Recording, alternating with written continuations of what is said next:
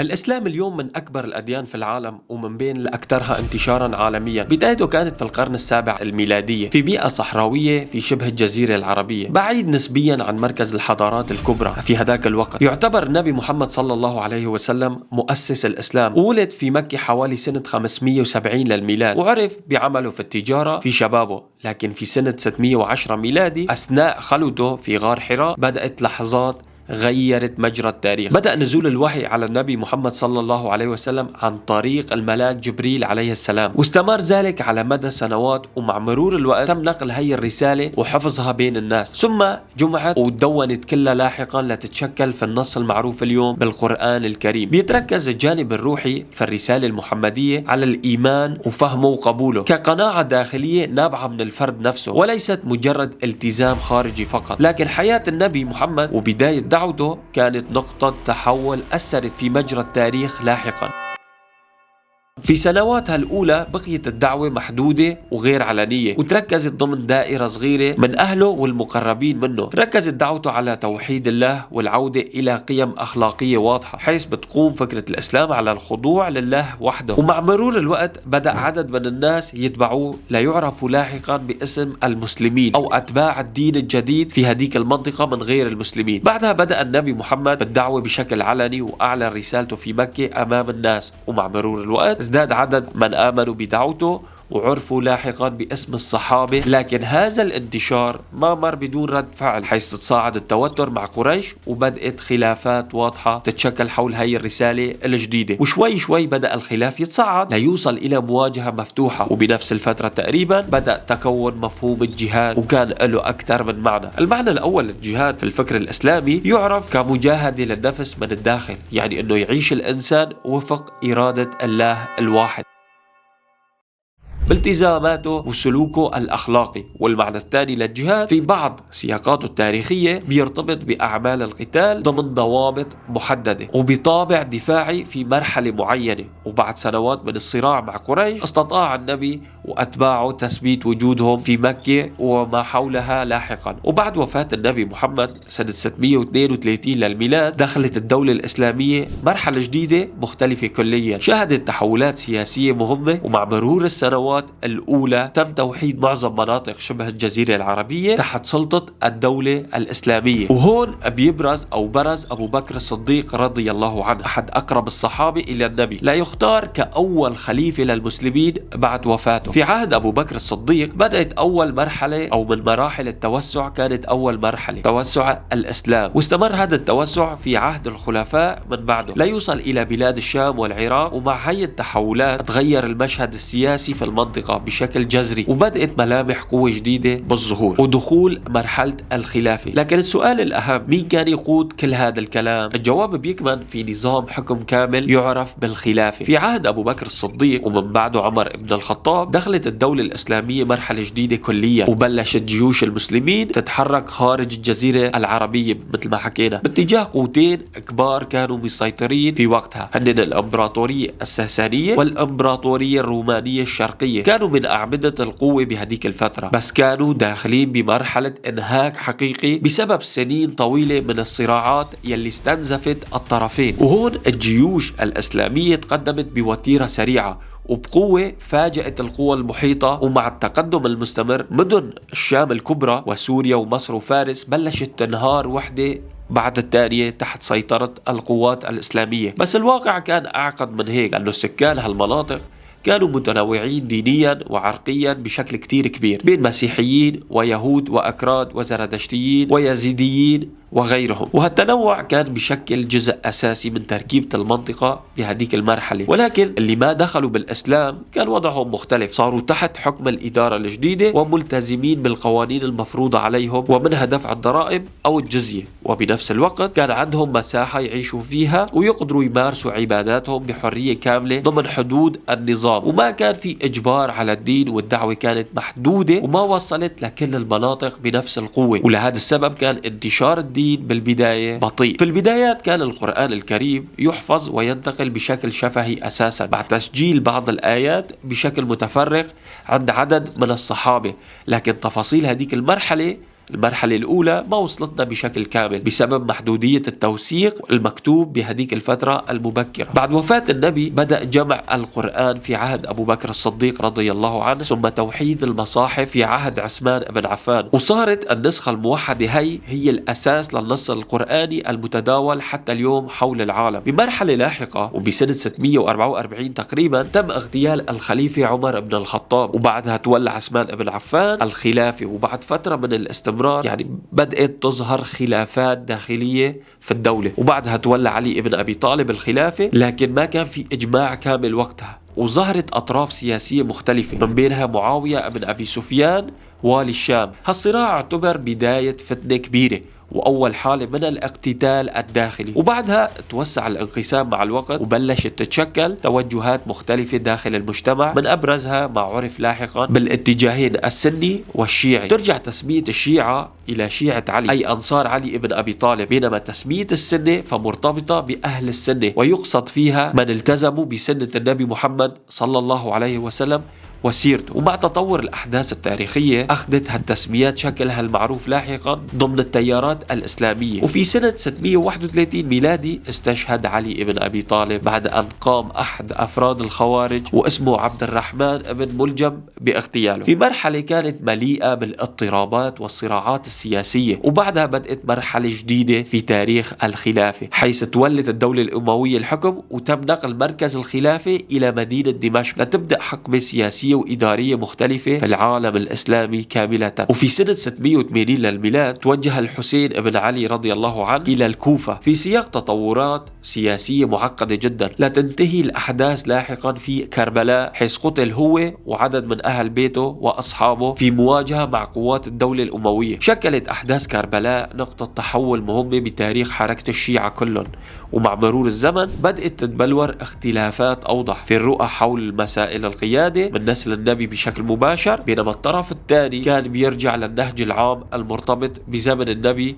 وصحابته. العالم الإسلامي بهديك المرحلة كان منقسم لتيارات مختلفة ومليانة صراعات داخلية واضطرابات متواصلة. هون بتبدأ فترة جديدة من الفتنة، لكن بعد حوالي 12 سنة من الحروب الأهلية بدأت مرحلة فيها توسعات وفتوحات جديدة بشكل واسع. وبحلول 692 أو يعني بنهاية القرن السابع الأمويين ثبتوا حكمهم على الخلافة الإسلامية واستمروا بتوسيع نفوذهم ليشمل مناطق بعيدة من بينها شمال أفريقيا. الإسلام بهديك الفترة بلش ينتشر بشكل أسرع في شمال أفريقيا وخاصة بين قبائل البربر، وضمن هذا التحول التاريخي ظهرت شخصيات محلية كان لها دور مهم في المرحلة، ومن بين أبرزها القائد طارق بن زياد، وهو يلي قاد القوات الأموية باتجاه شبر الجزيرة الإيبيرية. وبهالمرحلة التاريخية ارتبط اسمه بموقع استراتيجي يعرف اليوم باسم جبل طارق. هون بتدخل القوة في مواجهات مع القوطيين الغربيين، وانتهت المعركة بهزيمة الملك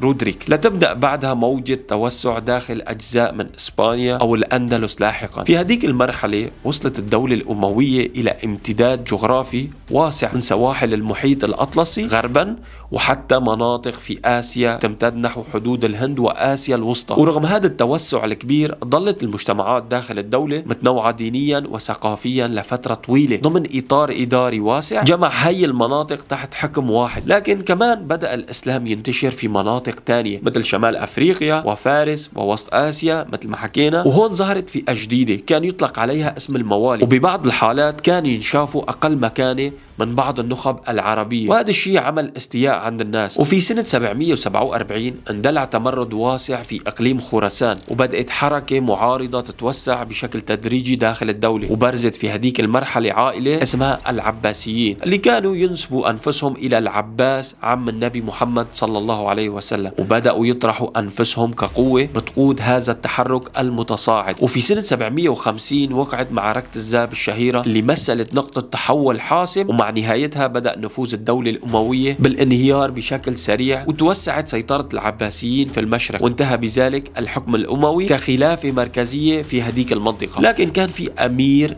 أموي اسمه عبد الرحمن بن معاوية قدر يهرب من الأحداث ووصل إلى الأندلس وأعاد تأسيس الحكم الأموي هنيك بشكل مستقل، فيما عرف لاحقا بإمارة قرطبة، وأعلن استقلاله الفعلي في سنة 756 ميلادي. ومن هاي النقطة بننتقل للعصر الذهبي للإسلام، ومع هذا بعد التحول الكبير في الحكم بدأت مرحلة جديدة في تاريخ العالم الإسلامي مع قيام الدولة العباسية، حيث تم بناء عاصمة جديدة هي بغداد، لتتحول لاحقا إلى وحدة من أهم مراكز العلم والمعرفة في هذاك العصر. ومع ازدهار العلم برز في بغداد مركز علمي استثنائي عرف باسم بيت الحكمة، حيث تم جمع وترجمة آلاف الكتب من حضارات مختلفة، وأصبح نقطة التقاء للعلماء من أنحاء العالم الإسلامي، ما ساهم في نهضة علمية غير مسبوقة في هذاك العصر. الشيعة بهديك المرحلة بلشوا يتشكلوا كتيار واضح، وانفصلوا تدريجيا بعد أحداث كربلاء كتيار مستقل داخل الإسلام، واستمر وجودهم وانتشارهم ضمن مناطق مختلفة من الدولة الأموية والعباسية، رغم فترات من الضغط والتضييق من بعض السلطات الحاكمة في دمشق وبغداد من التيار السني. مع مرور الزمن وتطور الأحداث بعد القرن الأول الهجري بدأ داخل التشيع تتشكل مدارس واتجاهات فكرية مختلفة،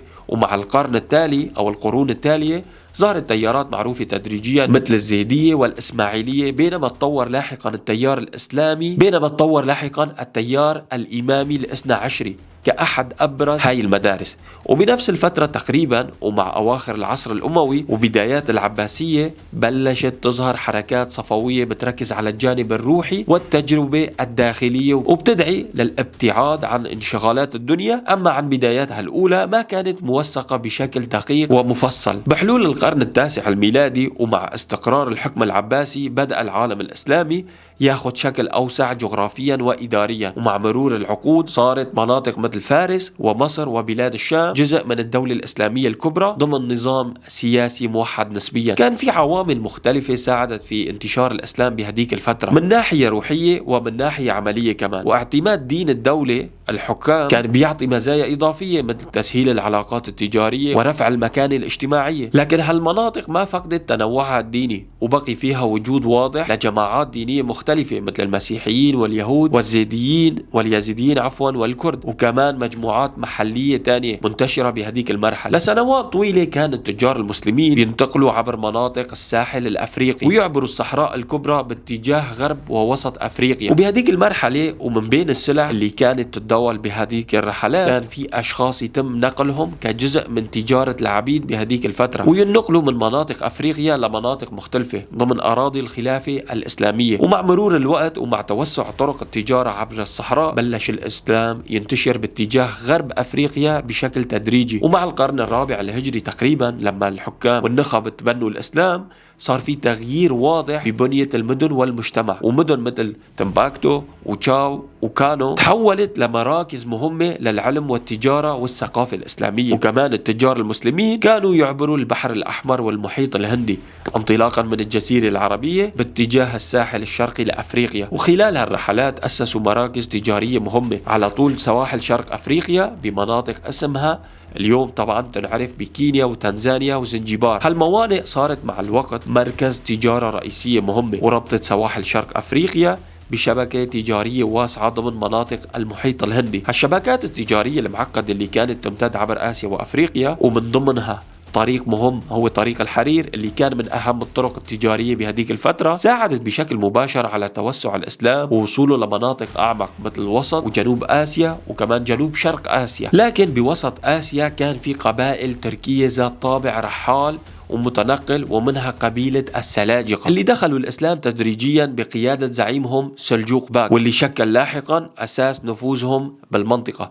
في سنة 1055 دخلوا السلاجقة إلى بغداد وتمكنوا من السيطرة عليها سياسيا وعسكريا، وصار لهم نفوذ كبير داخل الخلافة العباسية، وهيك صاروا القوة الفعلية المؤثرة مع بقاء الخلافة العباسية بشكل رمزي جدا. بس صار في تميز واضح بين السلطة السياسية بيد السلاجقة والسلطة الدينية الرمزية بيد الخلافة العباسية داخل الدولة الإسلامية. سلاطين السلاجقة كان بيمارسوا السلطة الفعلية من الناحية العسكرية والسياسية، وبالمقابل بقي الدور الديني والرمزي عند الخلفاء العباسيين، وكمان عند العلماء والفقهاء اللي كانوا يشكلوا مرجعية دينية واجتماعية. وفي سنة 1071 صار حدث عسكري مهم، وقعت معركة ملاسكورد الحاسمة بين السلطة السلجوقية ألب أرسلان والإمبراطورية البيزنطية، وانتهت بهزيمة البيزنطيين وأسر إمبراطورهم. وهالانتصار فتح الباب أمام الاستقرار والتوسع السلجوقي في مناطق الأناضول. لكن أوروبا الغربية بهديك الفترة ردت على التوسع، وبعدها برز دور الكنيسة الكاثوليكية والبابا أوربان الثاني الشهير. أطلق دعوة كبيرة لحملة عسكرية دينية تعرف باسم الحروب الصليبية، وكان الهدف المعلن استعادة القدس والأراضي المقدسة.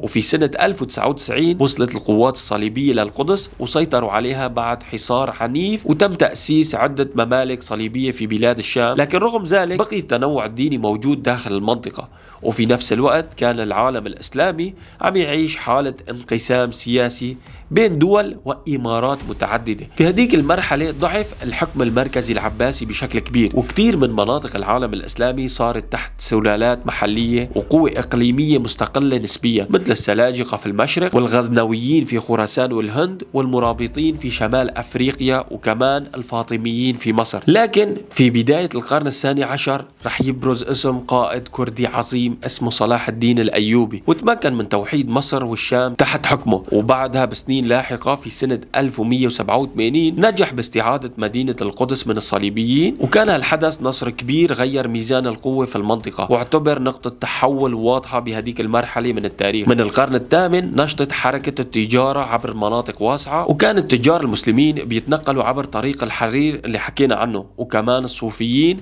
سلكوا نفس المسارات لكن بهدف الدعوة والانتشار الروحي على طول طرق الحرير وصولا إلى آسيا الوسطى وكمان شرق آسيا.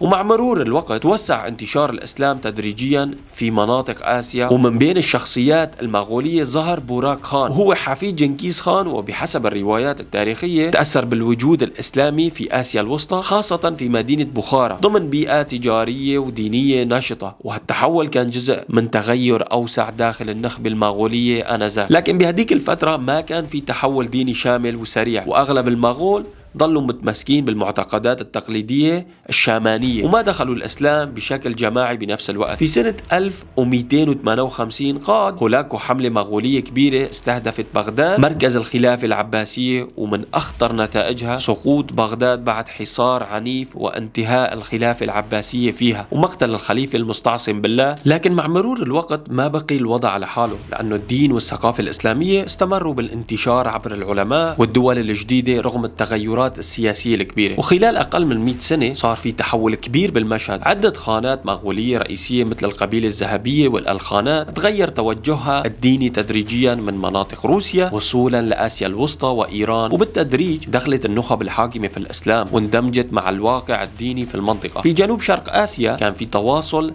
طويل وممتد مع التجار المسلمين عبر الموانئ البحرية، وهالتواصل ما كان لحظي بل استمر لقرون، ومن خلال مركز تجارة ومدن ساحلية بلش الإسلام ينتشر تدريجيا بشكل أوسع في مناطق مثل أندونيسيا وماليزيا مثل ما يعرف اليوم. وفي حوالي سنة 1267 في جزيرة سومطرة تأسست سلطنة سومادارا باسيا كوحدة من أوائل الممالك الإسلامية بالمنطقة، ومع مرور الوقت صارت مركز مهم للتجارة عبر المحيط الهندي والتعليم الديني والإسلامي، وبشكل خاص لنشر الإسلام في جنوب شرق آسيا. في هذيك الفترة ظهرت طريقة صوفية جديدة في الأناضول داخل سلطة السلاجقة الروم، واللي عرفت لاحقا بالمولوية الموالي أو هيك شيء المرتبطة بجلال الدين الرومي، وكانوا يعتمدوا على السماع والدوران بحركات دائرية رمزية وروحية، وكان هدفهم الأساسي البحث عن الصفاء الروحي والقرب من الله. ومع الوقت انتشرت طريقتهم بشكل واسع. في القرن الرابع عشر كان المشهد السياسي في العالم الإسلامي متشظي بشكل واضح بعد ضعف وانقسام عدد من القوى الكبرى. كانت سلالات متعددة تتنافس على النفوذ في مناطق مختلفة مثل المماليك في مصر والشام والألخانات في فارس، وكمان إمارات تركية صغيرة في الأناضول. ومن بين هالقوى بدأت تظهر قوة جديدة تدريجيا رح تتحول لاحقا لإمبراطورية كبرى في التاريخ الإسلامي وتترك تأثير سياسي طويل الأمد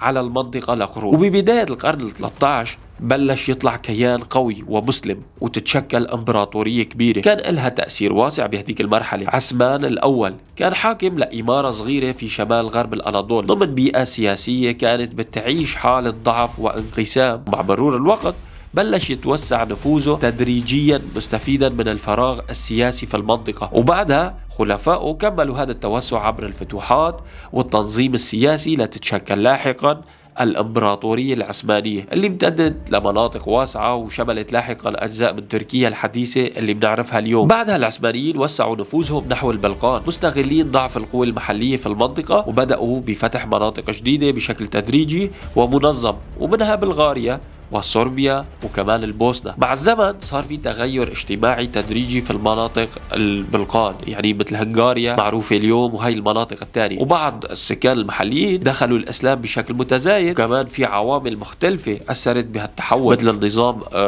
الضريبي والامتيازات الإدارية وفرص الانضمام الإدارة العثمانية الحاكمة، وبالتالي صار في اندماج أوسع بين السكان والدولة. وفي سنة 1453 حقق السلطان محمد الثاني إنجاز تاريخي كبير بعد حصار طويل، واستطاع فتح القسطنطينية اللي كانت مركز الإمبراطورية البيزنطية أو ما يعرف بالإمبراطورية الرومانية الشرقية. وبعد الفتح انتقلت المدينة لحكم العثمانيين وصارت عاصمتهم الجديدة. وبهذا التحول تغير التوازن السياسي في المنطقة وبشكل كبير، وانتهى وجود الإمبراطورية البيزنطية كقوة مستقلة في الشرق. في جنوب شرق آسيا استمر الانتشار الإسلامي تدريجيا عبر التجارة البحرية، وكان له تأثير واضح على المشهد الديني في المنطقة. وفي سنة 1414 حاكم سلطنة ملقا اعتنق الإسلام، مما جعل المدينة تتحول إلى مركز مهم للتجارة الإسلامية في المحيط الهندي. وبعد اعتناقه للإسلام سمى نفسه اسكندر شاه، وأعلن الإسلام كدين رسمي للدولة. ومن خلال التجارة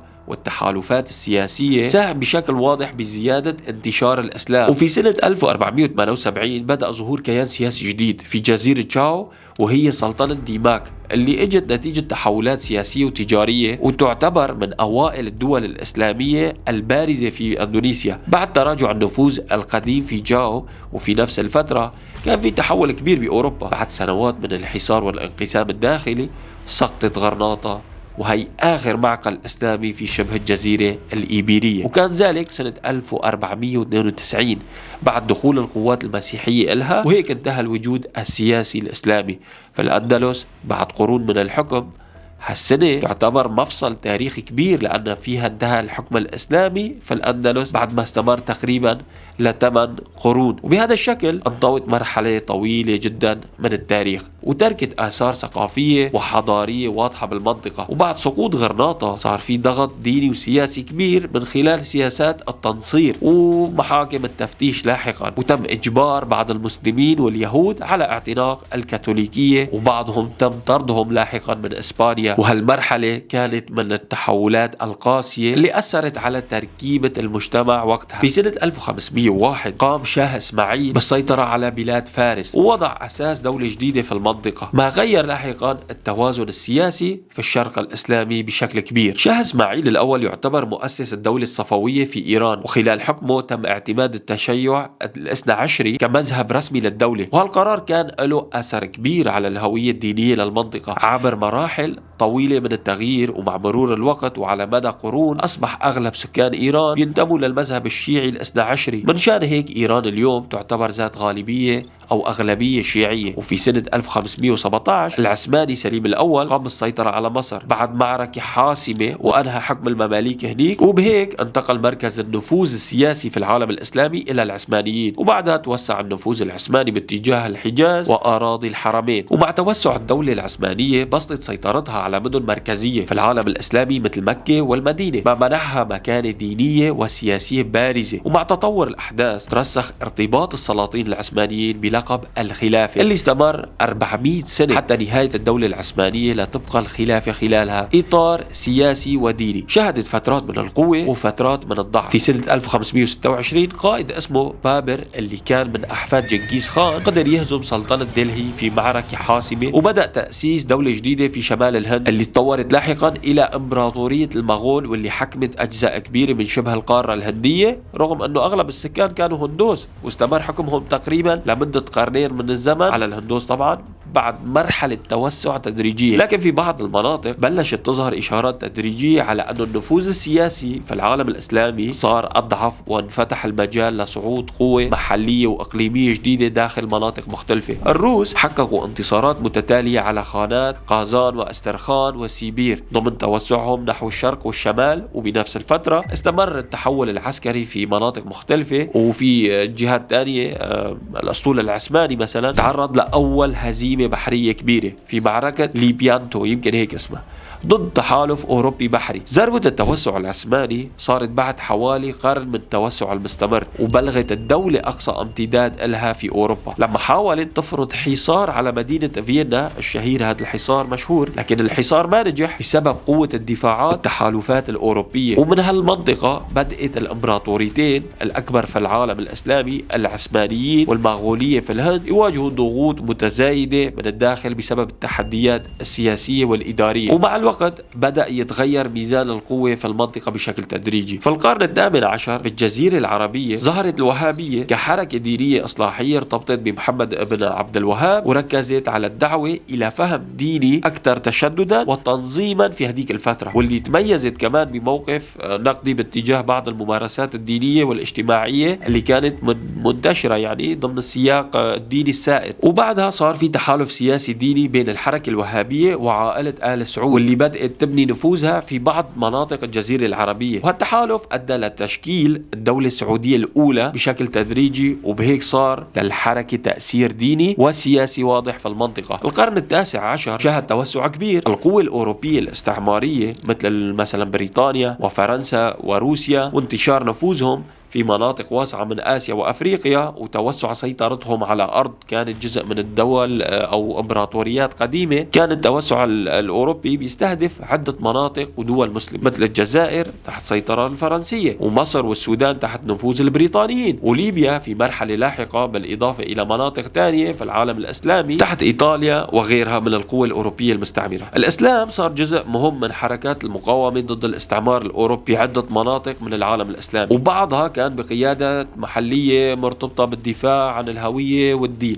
الاستعمار ساهم بظهور تيارات جديدة، ومنها تيارات سلفية إصلاحية اللي ظهرت ضمن حركات التجديد الديني، ودعت للرجوع لفهم وممارسات المجتمع الإسلامي الأول. وبعض التيارات المرتبطة فيها اتجهت لأساليب مختلفة بالمواجهة، ومنها إشكال أو تشكيل المقاومة المسلحة ضد القوى الاستعمارية، واللي كان يشوفهم كمحتلين أو قوة مهيمنة على مناطق إسلامية. ننتقل من هون هيك بهذا الحديث للعصر الحديث للإسلام. بعد هزيمة العثمانيين بدأت الدولة تدخل مرحلة تفكك تدريجي وتراجع نفوذها بشكل كبير، وبعد نهاية الحرب تم تقسيم أراضيها بين قوى أوروبية مختلفة عبر اتفاقيات واحتلالات سياسية. قاد الزعيم التركي مصطفى كمال أتاتورك عملية تأسيس الدولة التركية الحديثة بعد الحرب، وأنهى الإسلام وحاربه حتى، وعاد تنظيم مؤسسات الدولة السياسية والقانونية في سياق انهيار الدولة العثمانية لتتحول تدريجيا إلى دولة علمانية حديثة. وكجزء من هذا التحول في سنة 1924 تم إلغاء الخلافة العثمانية وبشكل رسمي ضمن مشروع الدولة التركية الحديثة اللي كان السلاطين العثمانيين مرتبطين فيها لمدة 400 سنة، وبهيك انتهى نظام الخلافة ككيان سياسي وديني. وبالقرن العشرين شهد العالم تغيرات سياسية كبيرة نتيجة الحروب العالمية وظهور أنظمة فكرية جديدة مثل الشيوعية. ومع تصاعد حركات التحرر بدأ النفوذ الاستعماري يتراجع تدريجيا في مناطق واسعة مثل آسيا وأفريقيا والعالم الإسلامي. غيرت خريطة العالم السياسية وبشكل خاص الواقع في العالم الإسلامي من حيث الحدود والنظام السياسي بشكل عميق خلال القرن العشرين. في أغسطس عام 1945 أعلنت أندونيسيا استقلالها عن الاستعمار الهولندي ضمن موجة إنهاء الاستعمار بعد الحرب العالمية الثانية، وصارت دولة مستقلة بعد سنوات من الصراع لتصبح موطن لأكبر عدد من المسلمين في العالم. وعلى الطرف الآخر مع تراجع الإمبراطورية البريطانية بدأ نفوذها يتقلص تدريجيا، وبعد انسحابها من مناطق كثيرة تركت خلفها حدود جديدة وانقسامات سياسية في عدة دول، وبهيك تشكل واقع جديد كليا. وفي سنة 1947 تم تقسيم شبه القارة الهندية، وظهر كيان جديد للمسلمين هو باكستان بجزئيته الشرقية والغربية، واللي لاحقا الجزء الشرقي منه صار دولة مستقلة باسم بنغلاديش. في سنة 1948 تم إعلان قيام دولة إسرائيل في فلسطين بعد انتهاء الانتداب البريطاني وقرار الأمم المتحدة بتقسيم المنطقة. لتبدأ بعدها مرحلة جديدة من الصراع والتغيرات السياسية في المنطقة. وفي سنة 1979 اندلعت الثورة الإيرانية وأطاحت بحكم الشاه بعد سنوات من الاحتجاجات والتوترات السياسية، وبعدها تم إعلان قيام جمهورية إسلامية بقيادة آيات الله خامنائي، وهيك تغير النظام السياسي في إيران بشكل جذري. في أواخر القرن العشرين بدأت تظهر نتائج هذه التحولات الاستعمارية السابقة، إضافة إلى توسع الهجرة الاقتصادية من دول آسيا وأفريقيا نحو أوروبا وأمريكا ودول الخليج، مما أدى إلى تغير في البنية الاجتماعية والثقافية في العديد من المجتمعات. هذا الشيء أدى لنمو المجتمعات المسلمة بشكل ملحوظ في عدة دول في غرب أوروبا وكمان في أمريكا الشمالية. نتيجة الهجرة والاستقرار الطويل صاروا المسلمين جزء من المشهد الثقافي في غرب أوروبا وأمريكا الشمالية مثل ما حكينا. ضمن مجتمعات متعددة الثقافات بدأت تظهر توترات اجتماعية وسياسية جديدة مرتبطة بالهوية والهجرة والعلاقات الدولية. في سنة 2001 والحدث الأكبر وقوع هجوم كبير ومفاجئ على مدينة نيويورك، واستهدف برجي التجارة العالميين وتم تنفيذه من قبل تنظيم القاعدة. وبهذا الحدث دخل العالم مرحلة جديدة كليا من التشديدات الأمنية والتوترات السياسية العالمية. فجأة تغيرت النظرة للإسلام بكثير من دول الغرب وصاروا يتعاملوا معه كأنه خطر، وبعض الإعلاميين والسياسيين بلشوا يعطوا صورة مشوهة عن الإسلام. بهذا الشكل نشأت فجوة واضحة بين فهم أغلب المسلمين لدينهم وبين بعض التصورات اللي انتشرت بالغرب، وبنفس الوقت بلشت تظهر توترات بين البعد الديني والسياسي بأكثر من ساحة حول العالم. لسه لليوم في جماعات متطرفة بالغرب وما توقف وجودهم أو نشاطهم، وبيستمر تأثيرهم بشكل أو بآخر أو مختلف رغم كل الجهود للحد منه. وكمان روسيا شهدت في بعض مراحلها الحديثة صراعات داخلية في مناطق محددة خصوصا في القوقاز بين الدولة وبعض الجماعات المسلحة ضمن سياقات سياسية وأمنية معقدة. وكمان في ميانمار صار في اضطهاد واعتداءات على بعض الأقليات المسلمة. وفي الصين استمر الجدال حول سياسات قمع وقيود بحق بعض المسلمين. وكمان في مناطق إسرائيل وفلسطين تصاعد الصراع بشكل كبير وممتد، وبهيك استمرت توترات دينية وسياسية بعدة مناطق من العالم. وهالأحداث ما كانت أول أزمات بالتاريخ الإسلامي اللي امتد لأكثر من 1400 سنة، لأنه هالمسار التاريخي مر بمراحل متعددة من الصعود والضعف والتغير تباعا للظروف السياسية والاجتماعية في كل مرحلة. وفترة طويلة أظهر فيها الدين قدرات على الصمود والتكيف مع الظروف التاريخية المختلفة، وانتشر عبر طرق متعددة أبرزها التجارة والتبادل الثقافي، إضافة إلى تفاعلات سياسية واجتماعية مع الشعوب والمناطق المختلفة. وامتد الإسلام لمناطق بعيدة جدا من إيبيريا إلى أندونيسيا، وربط بين شعوب متعددة وتداخل مع حضارات مختلفة، وترك أثر كبير لحد اليوم في مسار التاريخ الإنساني ومن حضارات كبرى عبر الزمن. من زاوية دينية أو تاريخية صعود الإسلام بيعتبر حدث مهم جدا ومن أكثر الرحلات تأثيرا وإثارة بالتاريخ الإنساني المشترك. ما زال إرثه موجود حتى اليوم مع وجود حوالي 1.9 مليار مسلم حول العالم موزعين في قارات ومجتمعات مختلفة، وبيشكل هذا الحضور جزء مهم من التنوع الديني والثقافي في العالم المعاصر. في النهاية حكينا اليوم عن كيف انتشر الإسلام حول العالم بشكل مختصر من بداية قصة انتشاره عبر التجارة والطرق البرية والبحرية، ومع مرور الزمن كيف صار يتحرك مع الشعوب ويوصل لمناطق بعيدة جدا، يوصل لمناطق أوروبية وأفريقية وغيرها، من إيبيريا إلى أندونيسيا ومن آسيا إلى أفريقيا وأوروبا، ومر بمراحل قوة وضعف واندماج مع حضارات وثقافات مختلفة. بالنهاية صار جزء من حياة مليارات الناس اليوم. وبحب لكم إذا في معلومات ناقصة أو في نقاط بدكم نوضحها أكثر خلينا نناقشها سوا بالتعليقات. وإذا عجبتكم الحلقة اكتبوا لنا أي قصة أو موضوع بدكم الفيديو الجاي يكون عنه، ونشوفكم بالحلقة الجاي. ولا تنسوا الاشتراك بالقناة وتفعيل زر الجرس ليوصلكم كل فيديو أثناء النشر، وتابعوني على الانستغرام والتيك توك. حياكم الله، بأمان الله، سلام.